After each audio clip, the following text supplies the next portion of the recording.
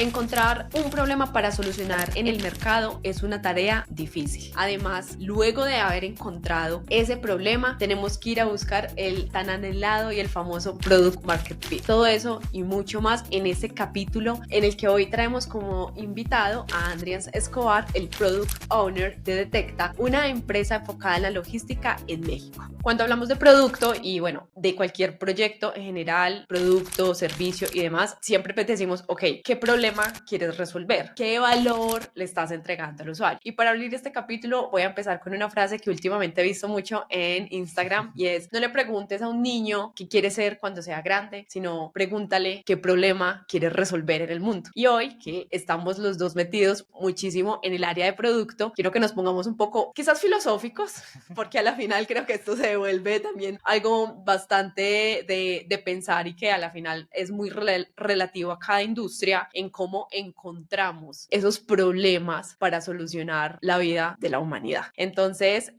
para abrir esto, hubo un libro muy chévere con el que empezamos a preparar, que es el de, no sé cómo sería en español la traducción de ese libro, como Desbloqueando la cadena de valor, y básicamente habla de cuáles son los paso a pasos que hoy una persona tiene para acceder a un producto o un servicio, ¿cierto? Y yo dije, y justo en el libro decía como que bueno, hoy hay Uber para todo, ya que pues Uber pudo hacer una disrupción bastante grande en su momento, que ya cada vez que alguien tiene una idea es como, listo, yo soy el Uber de X o Y, que creo que es el caso de Detecta. Es un poco el caso de Detecta, bueno, fue un poco el caso de Detecta más bien cuando inició y también cuando me vendieron a mí la idea de lo que querían hacer con Detecta. Sin embargo, claro, ya uno se empieza como a meterse un poquito más en la idea del producto y realmente no es tan así, porque hay muchas variables, muchos factores que hacen que no sea tan así. Pues quiero decir, por ejemplo, Uber tiene casos muy específicos de que es para el cliente externo, ¿cierto? Nosotros somos un producto para empresas. Entonces, claro, el cliente, la persona pues, final, el consumidor final, pues tiene necesidades muy específicas de ir de un lado a otro. Nosotros tenemos la necesidad de cubrir problemáticas de una empresa en específico que son distintas a las que como tú o yo utilizan Uber, ¿cierto? Pues yo no contrataría el servicio de mi compañía porque nosotros prestamos como servicios de protección de seguridad. Eso te iba a decir, bueno, primero definamos, ¿qué hace Detecta? Si lo pudieras comparar, Detecta es el Uber de, para que también podamos ilustrar mejor esta conversación y los que nos están oyendo pues también lo puedan ejemplificar y también lo puedan aplicar a sus emprendimientos o proyectos. Bueno, Detecta, cuando yo entré la primera vez hace un año y algo más, me dijeron que era el Uber de la seguridad. Esa fue, creo que se volvió como muy común cuando alguien quiere lanzar un producto, tener como esa comparativa de mi producto es el Rappi de yo no sé qué. Mi producto es como un, no sé, Amazon para mascotas. Bueno, no sé cómo. El mercado libre de... Exactamente. Entonces se vuelve como esa forma en la cual creamos como productos, o sea, como que la idea no parece ser lo suficientemente buena, pero sí es lo suficientemente buena como para ofrecerla, pero no para tener como esa identidad característica de qué es lo que hace mi producto y lo que busca resolver. Entonces creamos como esa correlación porque también pensamos que la gente no entendería bien qué es lo que estamos haciendo, ¿cierto? Entonces buscamos cosas comparativas. Pero bueno, en síntesis, Detecta es una compañía que ofrece servicios de seguridad a compañías logísticas o que tienen una carga de nivel logístico. Es decir, por ejemplo, claro, pensemos en un Mercado Libre. Mercado Libre, para poder enviar sus productos a sus clientes, pues tiene una cadena logística. Entonces, si está en la ciudad A, pues tiene que enviarlos a la ciudad B y de la ciudad B saca su distribución para ya los clientes finales. Entonces, aparte de la distribución A a la B, por lo general va un camión pues con todos los productos que pidieron que son destinatarios desde esa ciudad. Y nosotros lo que hacemos es como ofrecer el servicio de protección de todo ese recorrido de ese transporte. Entonces, es como un carro que va desde la parte de atrás vigilando el transporte, que no vayan a haber problemas de seguridad, que no lo vayan a robar, que no lo vayan a robar, ninguna incidencia o de reportar en caso de que no se haya sospechas de que algo pueda pasar y pues alertar a las autoridades y todo este asunto, ¿cierto? Eso es un poco lo que hace Detecta como en su core de negocio. Claro, ¿qué quisieron hacer? Quisimos tratar de llevar toda esa estructura a un producto digital. Entonces ahí vemos cómo... O sea que ellos ya prestaban ese servicio de manera tradicional. Exactamente. O sea, a mí me tocaba, no sé, llamar a Detecta y bueno, hacerlo como de una manera más manual, pero ahora ellos lo que querían era como de pronto automatizar quizás un poco ese proceso. Automatizar ciertos procesos de su parte operativa. Entonces ahí es donde, bueno, ya entramos nosotros a analizar, a revisar, a gestionar un poco toda esa parte y digamos la gente puede pensar como que trabajo tan aburrido, ¿no? Pues en una empresa de seguridad, las empresas de seguridad que son la cosa más tradicional que uno se pueda imaginar. Pero también es muy retante y muy desafiante porque es que en seguridad pasan muchas cosas. En seguridad, pues primero te tienes que enfrentar a la delincuencia, ¿cierto? Yo no puedo hacer, digamos, a mí algo que me cuesta mucho a veces es poder hacer pruebas con usuarios, porque mi usuario final es alguien que va vigilando un transporte y va en carretera de una ciudad a otra, y un evento, no sé, de riesgo, cómo lo emulo para entender cómo reaccionaría esa persona, y probablemente su reacción, si yo trato de generar como una prueba de Mago de Oz,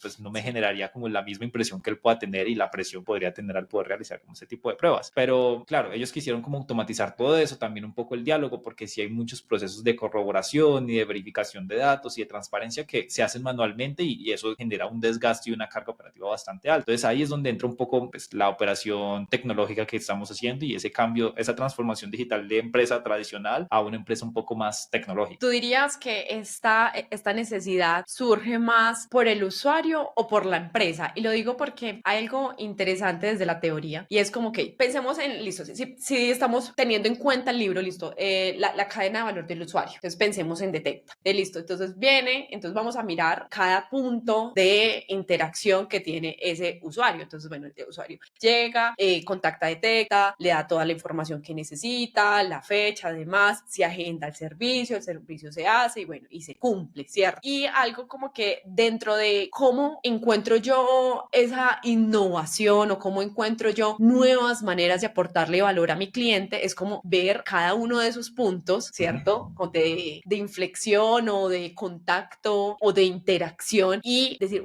aquí podemos hacer una innovación, ¿sí? Aquí podemos cambiarle y hacerle la vida mucho más fácil, ¿cierto? Al cliente o al usuario. Y es algo como que lo que pasó, si volvemos al ejemplo de Uber, es como, listo, yo podía pedir un taxi alzando la mano, pero muchas veces hay mucho tráfico, un montón de cosas. ¿Cómo puedo yo optimizar esa manera en que el usuario pide un taxi? Entonces, listo, nace Uber como una plataforma de digitalización. Y ahora que tú me mencionas esto de Detecta, entonces me parecería como interesante ellos, es como que, ok, no, estamos sufriendo muchísimo con esta carga operativa, o el cliente les está diciendo, venga, necesitamos que esto sea más ágil. De pronto, en esa historia de la empresa, ¿sabes qué sucedió ahí, o qué has visto tú en cómo innovaron ellos en su producto? Bueno, primero, Detecta nace de una empresa matriz, ¿cierto? Una empresa que lleva mucho tiempo trabajando en el sector de la seguridad. Detecta es como esa zona de experimentación que deciden, pues, bueno, nos sobra un poco de dinero, invirtámoslo acá a ver qué resulta y qué pasa, ¿cierto? Entonces, Detecta tiene realmente 20 años. Bueno, no, Detecta no, la empresa matriz tiene 20 años en el sector de la seguridad. Entonces, ¿uno dónde encuentra los servicios de ellos? Uno encuentra los servicios de ellos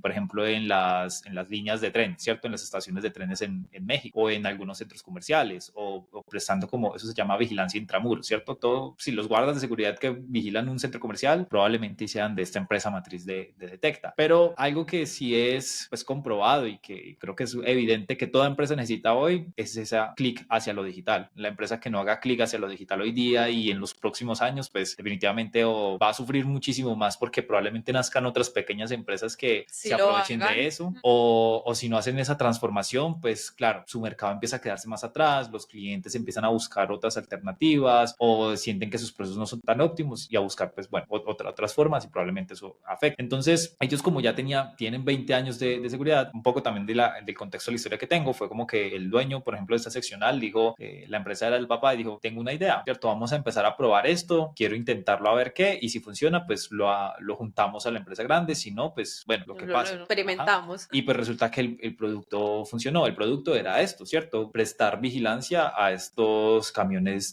pues van de un lado a otro, esas cadenas de suministros que hay. Ellos empezaron con un Excel y un WhatsApp, ¿cierto? Toda era comunicación claro, mientras uno tiene 5 clientes, pues es fácil. Hay que tener en cuenta que también pues son empresas que su carga de trabajo son 30 servicios al día, 10 servicios al día, ¿cierto? Entonces, pues tener 5 clientes pues representa igualmente un volumen grande, pero con un WhatsApp y un Excel, pues uno puede ir atendiendo todo eso. Y claro, la empresa sí lentamente empezó a crecer, empezó a absorber cada vez más capacidad, más clientes empezaron a llegar, lo empezaron a tener pues como más desarrollo comercial, y ahí es donde uno se da cuenta, claro, podemos seguir creciendo paulatinamente, pero si lo seguimos haciendo de la forma que estamos haciéndolo, pues primero va a haber una cantidad de dinero que se va a quemar, que no estamos dándonos cuenta de hacia qué parte se va. Por otro lado, vamos a tener que empezar a contratar más personas para atender ciertas dificultades que ahorita bajo otros medios podríamos no atender, y pues hay mucha información que se nos pierde, que no sabemos qué es lo que está pasando, no tenemos visibilidad de eso. Entonces, pues de pronto la solución más rápida es empezar a contratar software ya realizados, HubSpot HubSpot, no sé, Asana o cualquier otra plataforma que me permita un CRM, cualquiera pues que me vaya encontrando por ahí, pues eso de alguna forma aliviana el peso, pero pues cada empresa tiene sus características y cada operación tiene sus problemas. Ahí es donde de pronto entramos nosotros un poco a que ellos dijeron, bueno, ya después de haber validado como este mercado, se dieron cuenta que listo, empezaron a, como les dije, empezaron a adquirir cada vez más capacidad de clientes, más carga operativa. Cada vez que una empresa crece, pues también crecen los problemas. Entonces hay un punto donde uno dice, pues podemos sostenernos así, pero si queremos escalar y hacernos más grandes, nos toca automatizar una gran parte del proceso, que si no es imposible extender ese servicio a otros países o a otras ciudades y a cada vez a más clientes. Hay algo muy interesante que veo que sucedió y es como que a pesar de que la empresa ya tenía más de 20 años de trayectoria, sabían que históricamente dentro de la humanidad hay un cambio, ¿cierto? Que es toda esta parte de la digitalización. Y cuando nosotros estamos pensando en un producto, un proyecto, llámalo startup o incluso una empresa tradicional, un emprendimiento o demás, es súper importante ver qué está sucediendo hoy en el mundo. Entonces, como que ellos hubieran de verdad visto y aprovechar esa oportunidad de, ok,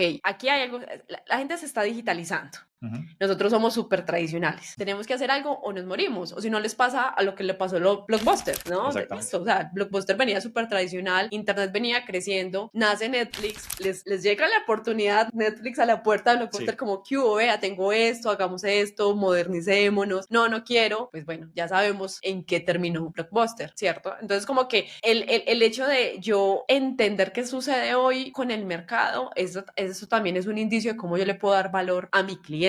Y lo otro que también quería tocar es, nosotros siempre que pensamos en productos y cómo le generamos valor al cliente, estamos como que generando un montón de ideas y demás, también es como deconstruimos, o incluso hay un término que en este libro me gusta mucho que era desacoplar, ¿cierto? Y es como lo que ya está, lo reinventamos. Y también creo que eso es algo que sucede allí, ¿no? O también cómo escuchamos lo que es que veo que hay como hay muchas maneras, ¿cierto? Hay muchas maneras de entender qué sucede, pero veo que muchísimas veces dentro de las empresas uno mismo es el cliente interno, en el caso de Detecta, o en el caso, por ejemplo, de Fuse, era que ellos querían ser prestamistas, digamos que un poco mucho desde fintech y generar préstamos y demás, y ellos a punta de herramientas low code hicieron como una plataforma donde la gente podía como que ir gestionando sus créditos, a pesar de que el core, cuando Fuse nace, no era esa plataforma como tal, sino que ellos solo querían prestar, pero alguien les dijo, venga, ustedes no me venden como ese software que ustedes están haciendo. Claro, escucharon el mercado y listo, y ahí empezaron a generar una idea de negocio. Entonces como que hay diferentes maneras de innovar en un producto que ya existe. Sí, allí hay algo, pues creo que hay dos cosas que me parecen claves que dice, y también un poco volviendo a esto de la cadena de valor, creo que también son un poco las necesidades, ¿cierto? Cuando uno piensa en necesidades, que es creo que el error que cometen muchos emprendedores en tecnología en especial, es que siempre piensan primero en la tecnología y en el producto, el resultado que quieren hacer. Pues si quiero hacer una app, no sé app de qué ni para qué, pero no piensan en la otra parte de la necesidad que puede cubrir esa aplicación o esa plataforma que quieran hacer. Por ejemplo, en el caso de Detecta, pasó que ellos no diseñaron nunca una app, pero sabían que se enfocaron en descubrir el mercado, ¿cierto? En tratar de ver, claro, aquí hay una posibilidad, tratemos de generar primero el negocio, que es un poco también lo que le discuto mucho a las empresas de tecnología, ¿cierto? Que mucha tecnología, mucho propuesta de valor, mucha innovación, pero nada de revenue, ¿cierto? Nada de profits. ¿Dónde están los profits? Que al final es eso lo que se hace, ¿cierto? Uno primero debería buscar cuál es esa necesidad que sea monetizable, y ahí ya empieza uno a, claro, ¿cómo le puedo automatizar o cómo puedo meterle tecnología a eso? También me parece que es un poco lo de Fuse. Ellos querían ser prestamistas y empezaron a prestar dinero y todo el asunto, y llegó alguien y ve, esa herramienta que ustedes tienen me sirve a mí, ¿qué tal? Y pues después fue que empezaron, claro, a tratar, bueno, también podemos ofrecer esto como un servicio adicional. Caso, por ejemplo, también el de Slack. Slack era una herramienta de comunicación interna de una empresa de videojuegos, hasta que se dieron cuenta que habían más equipos que también tenían dificultades de comunicación, entonces empezamos a ofrecerlo a otras compañías, y pues bueno, Slack hoy día ya no es ni siquiera de sus propios dueños, sino de Salesforce, por ejemplo. Sí. Pero es eso, ¿cierto? Identificar una cadena de valor. Yo creo que antes de ver cuál es la cadena de valor, es pues como todo ese proceso que hay para poder resolver esa necesidad que tienen las personas. Y es ahí realmente donde uno construye el negocio para después construir la plataforma. Sin esa necesidad descubierta, pues mi plataforma no sé qué está resolviendo. Puede ser una simple plataforma de vanidad de decir, hice una aplicación que fracasó, pero pues hice una aplicación, ¿cierto? ¿cierto? Y es ahí donde está el valor. Sí, y dentro de ese valor, incluso no necesariamente está dentro del producto, la tecnología como tal, sino incluso en el modelo de negocio. Hay muchas empresas que han cambiado o que han generado valor a los usuarios simplemente cambiando un modelo de negocio. Entonces también es como dentro de todo este mundo que es bien apasionante, ¿cierto? Y también es como uno crea una empresa que entregue valor. No necesariamente nos tenemos que enfocar en tecnología, sino también dentro de cada uno de esos pasos, como lo que mencionábamos al principio, es qué podemos hacer para mejorarle la vida a las personas. Y voy a traer un poco el caso de Uber, porque también es el mercado, ¿no? Entonces, listo, Uber nace en Estados Unidos, allá tienen una cultura, allá tienen también unos, ¿cómo decir? Unas maneras de comprar, de consumir muy diferentes a como puede suceder en Latinoamérica y pues hablemos de Colombia. Y entonces cuando Uber llega, listo, empezó súper bien aquí en Colombia, la gente lo empezó a usar, empezaron todos los problemas legales con los taxis, miran cómo sacan a Uber y Uber también empezó a tener unos problemas bien interesantes y es que claro, en Estados Unidos tarjeta de crédito para todo, en Colombia esto es algo que apenas está como empezando a coger mucha más fuerza, pero si hablamos de hace unos 10 años cuando llega Uber, que más o menos fue como 2016, 2015 más o menos, pues aquí pues listo, no había tanto consumo de tarjeta de crédito y estaba pasando que los conductores rechazaban los servicios con tarjeta de crédito y obviamente eso empezó a aporrear bastante la empresa en Colombia. Entonces ellos que dijeron, ok, ¿qué hacemos? ¿Sí? Y la última vez que charlé con un conductor de Uber como preguntándoles un poco, ok, ¿qué está haciendo Uber hoy diferente después de que ganaron la parte legal, que incluso dijeron, ok, tú ya no pides un servicio de transporte, sino que estás rentando un carro con conductor. Con conductor, estás rentando un carro con conductor, que eso también me pareció como magnífico y brillante cómo lograron salirse. Lo que hacen es que ahora los conductores tienen que pagar como una suscripción, entonces ahora a ellos les toca. Como el día, ¿cierto? Sí. Como, pago 7 días de Uber, una cosa así, pero para poder conducir y llevar personas. Exacto, y ahí van generando un ingreso. Entonces ahí lograron quitarse dos problemas. Uno, que las personas que usaran tarjeta de crédito pues pudieran seguir usando tarjeta de crédito, además porque eso es un ingreso que directo a Uber, entonces no es como qué pasa con el dinero en efectivo que les llega a los conductores. Y lo otro que me pareció también que es bien interesante es estos conductores también ya, o sea, es como otra manera de Uber generar ingreso, porque es otra manera que listo, ya también le cobres al conductor. No solamente gano aquí por el lado del consumidor, sino que gano por el lado del conductor. Entonces también es como dentro de cada mercado y cada cultura, esa innovación, cómo surge, ¿no? Sí, bueno, yo creo que ahí un poco lo que decía, donde al final están las ganancias, o sea, mucha innovación, pero pocas ganancias. Y eso es lo que siempre le agregan a todas las startups cuando están empezando. Dicen que pues, la cultura o la idea de construir una startup es una burbuja, pero al mismo tiempo, si uno mira cuánto mercado mueve una startup, pues la cultura de las startups y las empresas de startups son pues, grandísimas. También siento que eso es una sintomatología de, claro, ya no tenemos tantos inversionistas, ya la gente ya no nos están metiendo tanto dinero, hay que empezar a probar modelos de monetización nuevos. Entonces ahí es cuando, bueno, voy a cobrar un pequeño porcentaje de las transacciones por tarjeta, pero también voy a cobrar esto, ¿cierto? Como el vale de uso de Uber en las plataformas. Y así, pues me imagino que ha pasado con muchas otras. Creo que Rappi también, de un momento a otro, le metieron a uno como 7 cargos más, además del domicilio, además de las propinas que uno da.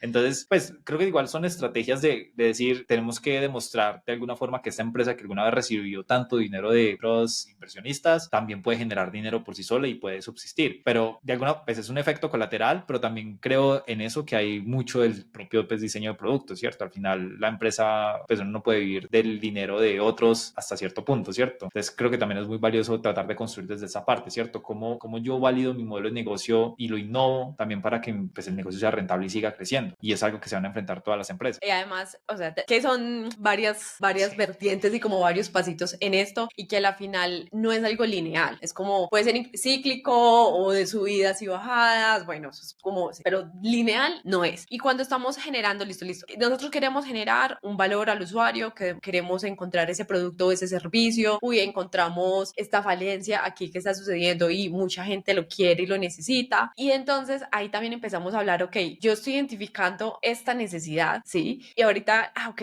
¿y cómo llego al famoso Product Market Fit? Y me estuve leyendo un artículo súper chévere que lo podemos dejar en el link de este episodio, que me gustó mucho porque muchas veces, bueno, yo antes lo veía muy así, ok, listo, logramos Product Market Fit y Growth, ¿cierto?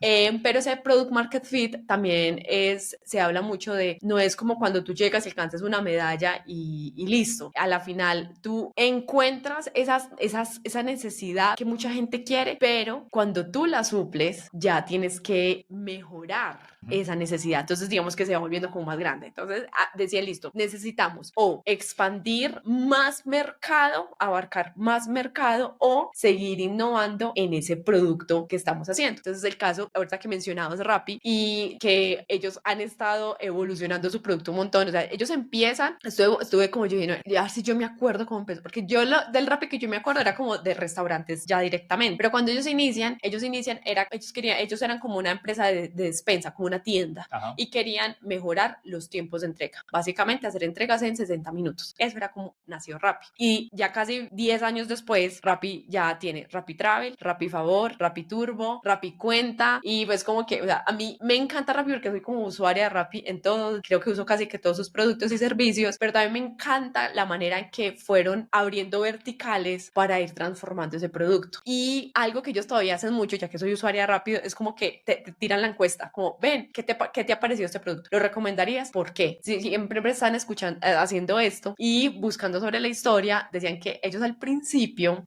antes de que se llamara Rappi, que no me acuerdo el nombre, era un nombre y todo un poco pegajoso, lo que hicieron era que pedían feedback constante a los usuarios. Y una de las cosas que más pedían eran los favores. Cuando salió el Rappi Favor. Y era como que, ok, pide lo que quieras, que Rappi te lo trae. Entonces, como que escuchar atentamente a los usuarios también te brinda esa capacidad de seguir expandiendo y seguir evolucionando el producto. Y sí, me gustaría como que volviéramos un poco a Detecta, que tú me dijiste, sí, eso era el principio. Pero entonces, ¿qué ha sucedido hoy? ¿Qué ha cambiado? Bueno, hoy día los procesos de transformación digital de empresas tradicionales no es que sean nada sencillos. O sea, digamos, uno tiene dos líneas. Como el objetivo de la startup, de construir una startup y tener ese lujo de tener la hoja en blanco, o tener el otro marco que es, tengo una empresa que ya tiene procesos y formas de hacer las cosas, y estructura y cultura y modelo de negocios, y adaptar todo eso a lo tecnológico. Eso es un poco, digamos, de lo que sufrimos nosotros ahora. Pero sufrimos es porque, claro, es de mucha, no diría burocracia, pero sí es de mucho ir a conversar con otro. Oigan, para poder hacer esto necesitamos hacer esto. Entonces se forman como esas charlas complicadas en los boards de el CEO, el CTO, el CFO,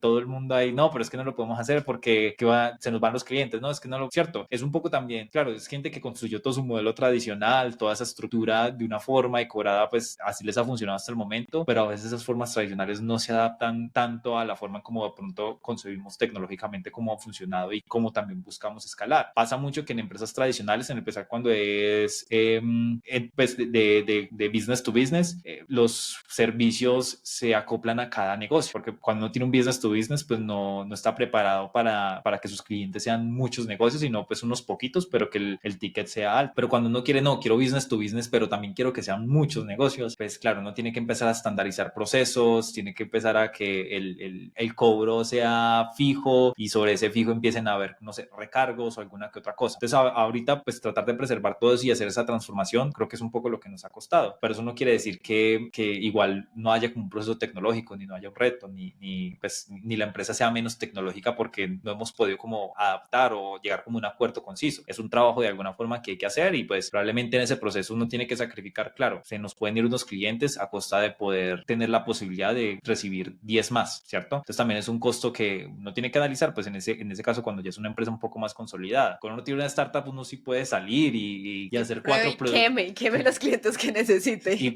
Sí, hacer 4 productos en una semana y mirar a ver cuál es el que funciona, ¿cierto? Porque ahí las posibilidades de fallar y también la posibilidad de vida es súper corta. Uno puede construir una startup en 3 meses, si no funcionó, probar otra cosa, o en un mes, probar otra cosa, o simplemente probar los primeros 3 meses y ya decir, no, definitivamente hacer una startup para mí no es. Porque lo más difícil es hacer el negocio. Lo más difícil es encontrar esa necesidad que de verdad sostenga todo un producto tecnológico. Y es ahí donde pues ya muchas empresas también caen. Y también es lo que hemos visto un poco ya ahorita, que no hay tantos inversionistas dándole dinero a startups, sino que ya tiene cada uno que valerse por sus propias ganancias y por sus propios profits. Entonces es ahí donde empiezan a flaquear. Igual no es malo, ¿cierto? Hacer una prueba y seguir probando y seguir iterando. Lo más difícil es conseguir el dinero.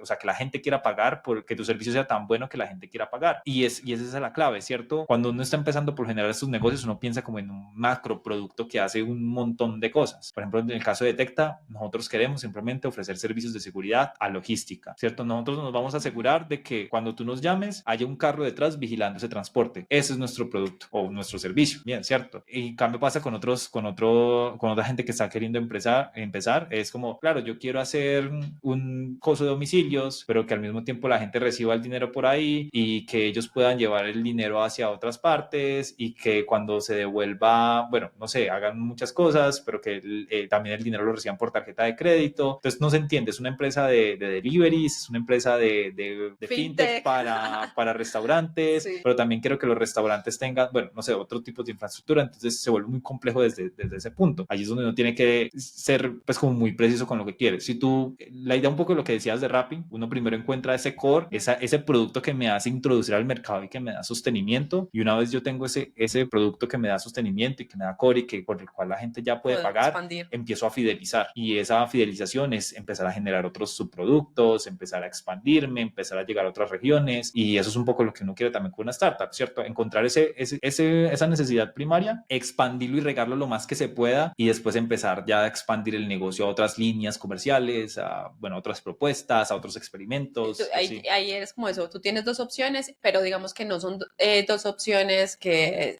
son excluyentes, ¿cierto? Tú tienes dos opciones, expandes el mercado o expandes el producto, y obviamente, y pueden ir sucediendo una y otra. Entonces, listo, expandimos producto, luego expandimos mercado, luego expandimos otra vez mercado y después volvemos a expandir producto, y vas un poco, por ejemplo, el caso Mercado Libre. Entonces, listo, nace Mercado Libre y después ellos incluyeron Mercado Pago, y ahora Mercado Pago ya incluso es otro, o sea, les tocó desacoplarlo. Incluso ya hoy muchos emprendimientos usan Mercado Pago como sus pasarelas de pago. ¿Verdad? Entonces, claro, o sea, ellos que dijeron, ok, queremos ahorrarnos y ganarnos la tajada que se están ganando las pasarelas con todo lo que tenemos aquí en e-commerce de Mercado Pago y de todo lo que la gente vende y compra por acá. Creamos nuestra propia plataforma, pero dentro de esa plataforma, dentro de esa pasarela de pagos que ellos crearon, encontraron otra manera, otro mercado, y dijeron, ok, esto es un negociazo, entonces lo sacamos y ya son dos. Sí, hay un poco, yo creo que eso es un consejo para emprendedores. Hay que voy a hablarles directamente hasta acá. Si tú quieres crear una app, no empieces por la app. Primero, las apps son caras. Hacer una aplicación es muy caro. Y si no has descubierto el negocio, la gente por lo que quiera pagar, vas a fracasar inmediatamente. Eso de decir también como que no, pues que ya, por ejemplo, con inteligencia artificial puedo hacer la app y yo no sé qué, te va a ir peor. Vas a encontrar más bugs. Sí, probablemente. Pero la intención es que es eso. La tecnología o crear una aplicación tiene que soportar ese negocio. No tiene que ser el core del negocio la tecnología, sino tiene que ser el soporte. O sea, la tecnología puede ser el core del negocio cuando es un producto tecnológico que soporta otras tecnologías. Pues ya que como poniéndose técnico, sí, entiendo. una AWS que surte empresas de tecnología, ¿cierto? Pues data centers, alguna cosa así pues complicada, pero la mayoría servidores. Sí, la mayoría de emprendedores no son técnicos en ese sentido, no saben mucho de tecnología. La mayoría de emprendedores deberían ser buenos, y espero que tú seas bueno en eso, buscando las necesidades y que esa necesidad represente un problema, que en la cadena de valor haya un problema que pueda suplir esa necesidad. Ahí es donde uno mete ya primero su propuesta. ¿Cómo puedo hacerlo? Primero sin crear nada de tecnología, como por ejemplo Detecta, que ya hoy día factura, no sé, 2 o 3 millones de dólares mensuales. ¿Cómo sin meterme en un gasto grande de tecnología puedo resolver eso, no sé, con Excel, WhatsApp, simplemente llamadas? El MVP, el verdadero producto MVP. mínimo viable. Sí, es cuando uno se pone pues como camuflado y se va a la selva así solamente con un cuchillo y corta uñas, ¿cierto? Y mejor dicho, es parecido. Pero es eso, ¿cierto? Es ir a descubrir, y ya cuando tú dices, listo, hay ya gente que me está empezando a pagar, estoy empezando a recibir algunas monedas, es buscar a alguien que sepa crear cosas en tecnología. No cualquier, pues tampoco quiero decir cualquier empresa de maquiladora. Muchas veces simplemente te entregan el producto y no te lo entregan bien, pero es eso, descubrir primero ese modelo de negocio, esa necesidad, y que en la cadena de valor esa necesidad tenga una frustración. Ahí es donde uno empieza a aruñar y a meterse y a tratar de resolver el problema con tecnología. Es que, y yo siempre he dicho, ese es como el básico, ¿sí me entiendes? Y no importa si es startup, si es tradicional, si es proyecto, si es emprendimiento, si es empresa, al final siempre es lo mismo. ¿Qué valor le estás entregando a tu cliente? Y es como que ahorita, y si volvemos a la frase con la que abrimos el capítulo, es ¿qué problema quieres solucionar en el mundo?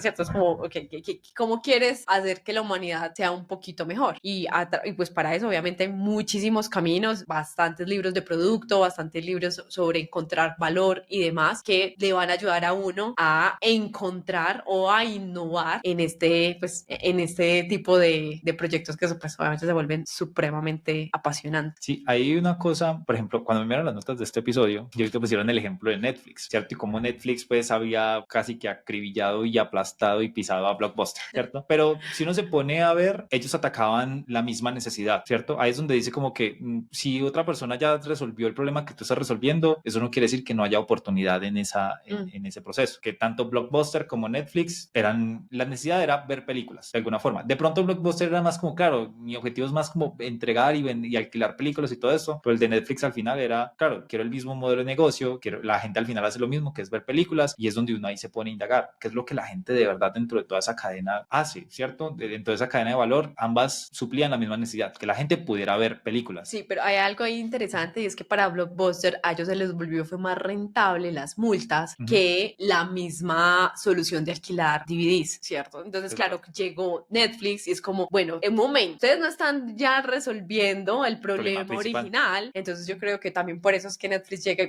y se los lleva, porque ellos sí buscaron cómo resolver ese problema inicialmente. Sí, y además recordar que Netflix también estuvo trabajando con Blockbuster en algún momento, ¿cierto? Ya es como que, claro, te permitían poner, pues en Blockbuster tenía como stands dentro de sus cadenas de Netflix para que la gente como que pudiera dejar su número y ellos les enviaban las películas directamente a su casa y después esas personas las devolvían también por mail hacia Netflix o hacia un Blockbuster y pues ya ahí se completaba la cadena. Pero claro, lo que tú dices, ¿cierto? El objetivo ya eran más las multas, pero ¿qué tanta posibilidad de margen hay de crecer cobrándole multas a las personas? Comparado así, ¿qué tanta posibilidad hay de crecer de que la gente ya no tenga que ir hasta un lugar a rentar una película o que la gente pueda ver la película instantáneamente desde su televisor? ¿Qué tan difícil es eso, cierto? Entonces ahí es donde empieza todo el proceso. Al final las empresas cubrían casi lo mismo. Obviamente su core de negocio de pronto había sido, su modelo de negocios era distinto, pero creo que también nace un poco de, bueno, que de verdad es donde hay más mercado hacia el futuro que hacia atrás. Y si volvemos y eso nos volvemos un poco filosóficos y buscando ¿cómo decirlo? Como el bienestar, ¿cierto? Yo pensaba un poco porque, a ver, con los supermercados también sucede algo y es, listo, el supermercado llega y distribuye varios productos y servicios, pero luego dirán, ¿cómo podemos hacer esto más rentable? No, pues más bien entonces cobrémosle a las empresas por el espacio que tienen en nuestro supermercado. Entonces, listo, yo soy el paquete de platanitos Nati Chips, entonces listo, ya, entonces a mí me toca pagarle al supermercado por tener mi producto ahí, pero ahorita es como que toda la revolución y todo el e-commerce es como, por Dios, o sea, yo puedo tener una tienda virtual que no me va a pagar, no me va a cobrar tanto por tener un espacio físico y puedo venderle a muchísimas más personas. Entonces estamos viendo que listo, se está solucionando como está la necesidad de distribución y alcance, más bien alcance a otros clientes, pero pues digamos que aquí los supermercados que se vuelven un poco más usureros, lo veo desde esa óptica, pensando en Blockbuster también, que es como, no, pues no importa que alquilen o no, o sea, más bien demores en devolverme la película porque pues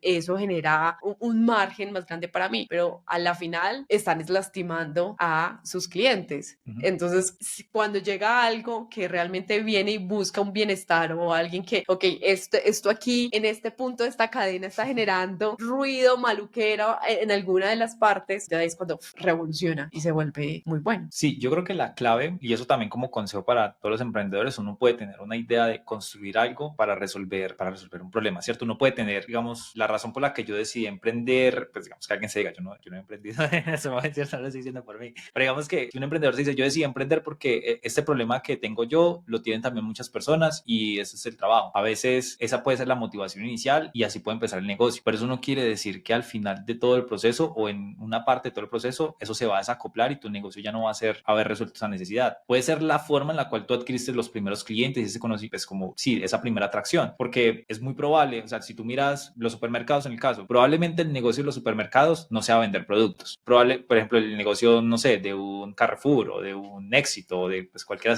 el negocio de ellos no es... Es rentar el espacio. Es rentar el espacio o es su cadena de distribución. Probablemente el negocio de Coca-Cola no es vender Coca-Cola o el negocio de McDonald's no es vender hamburguesas, ¿cierto? Pero el negocio de McDonald's son las franquicias. Las franquicias y también he escuchado que ellos como que compran el lugar y rentan el lugar para que ahí monten la franquicia. Entonces como que... Es más inmobiliario veo ahora que de hamburguesas. Exactamente, entonces hay como una gran diferencia en cómo de pronto puedo empezar y al final el negocio se transforma tanto que de pronto yo no tenía previsto sacarle dinero a esto, pero al final sostiene toda la marca, sostiene todo el producto, sostiene todo el negocio con el que yo alguna vez empecé. Pero el truco es, empecemos con algo que me permita a mí traquear y resolver un problema y una necesidad, y ahí es dejar un poco el ego, ¿cierto? El ego de decir, es que mi negocio tiene que ser esto y yo lo voy a hacer así. Sí, esa fue mi idea, me apego, no te quiero soltar.